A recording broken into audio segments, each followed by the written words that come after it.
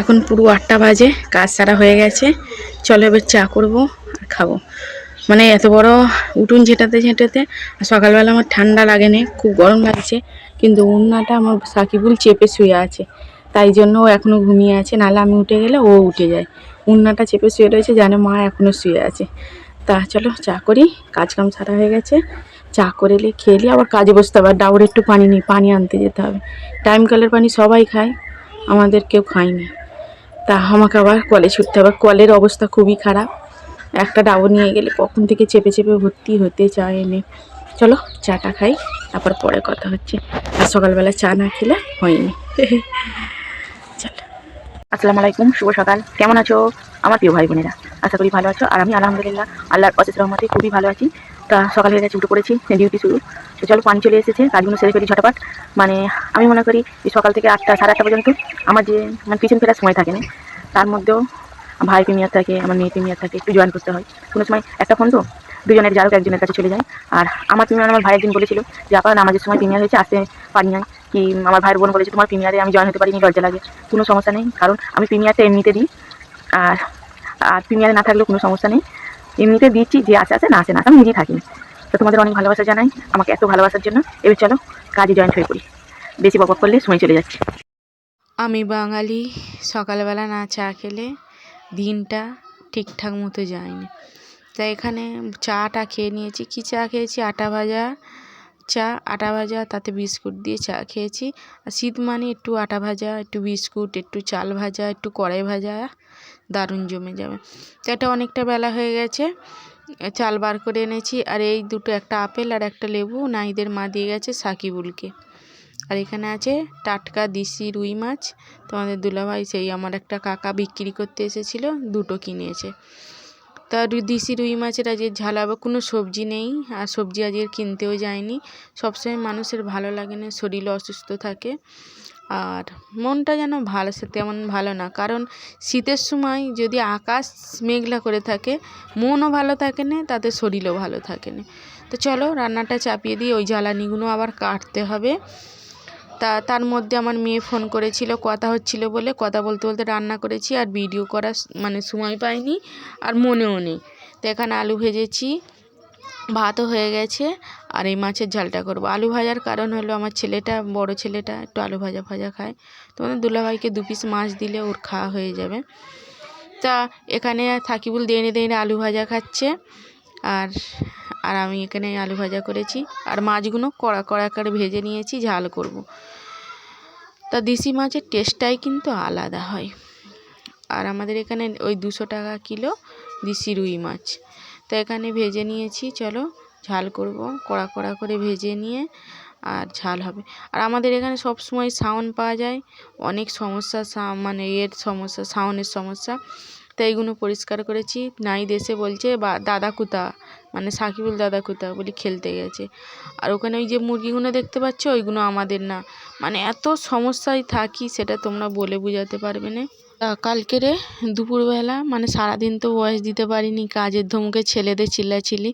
দুপুরবেলা নিস্তব্ধ দেখে বসে বসে ভয়েস দিচ্ছি। দেখি না একদল ছেলেরা বন্দের মাতারাম বন্দের মাতারাম করতে করতে মানে 10-12 জন ঘুমোতেও তো দেয় না, আর শান্তি মতো মানে ভিডিও যে দেবো তাও দিতে দেয় না। এটাই হলো গ্রাম, আর এটাই হলো শালা ছেলে না চৌবাচ্চা, সব বাচ্চা না চৌবাচ্চা।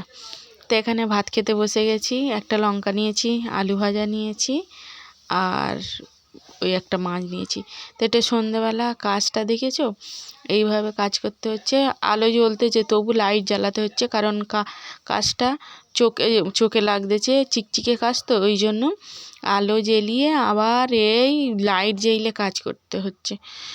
তা কি করব, কাজ তো করতেই হবে। আর এখানটায় সেই বললাম না তোমাদের দুলাভাই আছে বলে এখন আস্তে আস্তে বলতেছি, এই হাতটায় বুলতাকে মেরেছে। তো হাতটা কীভাবে ফুলেছে দেখেছো, চুড়িগুলো এদিক দিয়ে ওদিক হয়নি। তা আমি এই ঠান্ডা বলেই না কী জানি যন্ত্রণা হচ্ছে বুঝতেই পারিনি।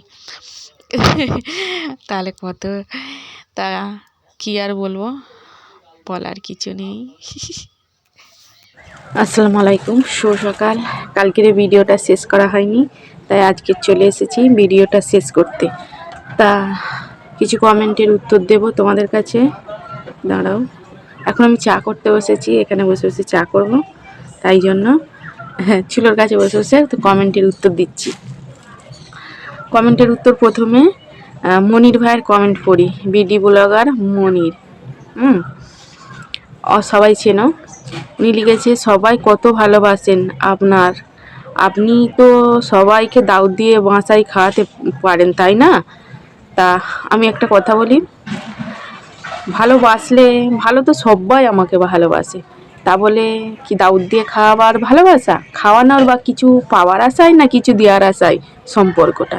আমি মনে করি সম্পর্ক কাছে কিছু পাওয়ার আশা করলে হয়নি, আর পাওয়ার আশা করলে সেই সম্পর্কটা তিতো হয়ে যায়। আমি মনে করি আমার কাছে, আমি আগেই বলেছি, কিছু আমার কাছে কেউ যদি আমাকে ভালোবাসে কিছু পাওয়ার আসে, তাহলে ভুল, কারণ আমার কিছুই নেই দেওয়ার মতো, শুধু আছে ভালোবাসাটা।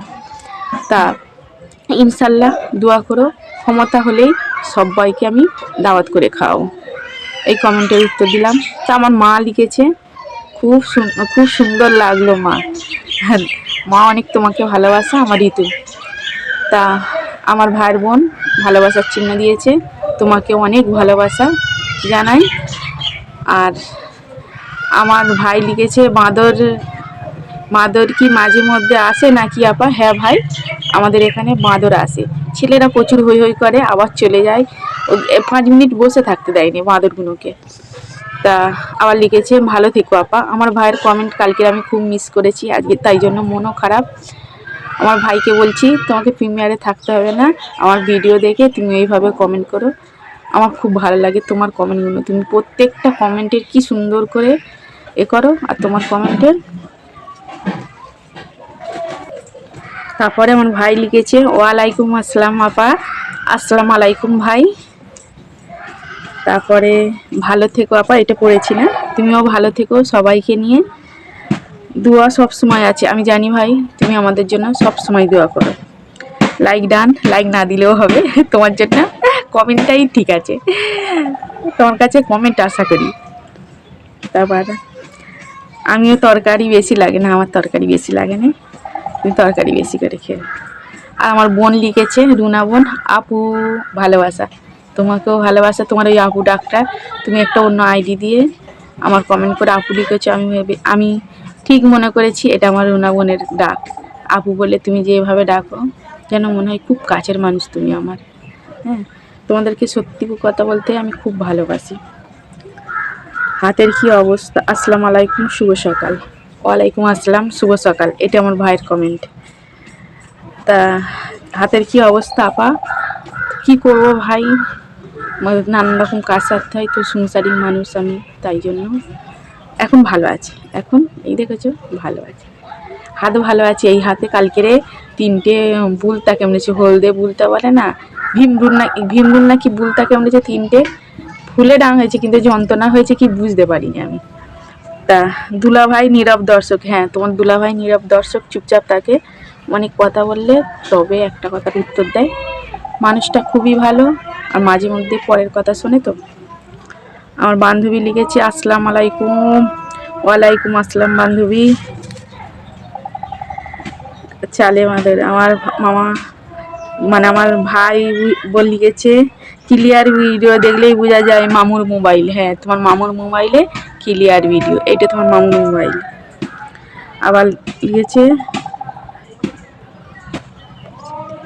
রইব না আর বেশি দিন। মাঝে মাঝে এই গানগুলো মনে পড়ে, তাই এই গানটা করেছি। দুঃখ পেয়ে না, যতদিন আল্লাহ রাখবে তোমাদের মাঝে থাকবো এবং তোমাদের সঙ্গে জুড়েই থাকবো। আমার সখী হাতে কি হয়েছে, ডাক্তার দেখাও সখী, নিজের খেয়াল রাখো নি, কখনো নিজের কথা ভাবুনি, এটাই হলো আমার সখী।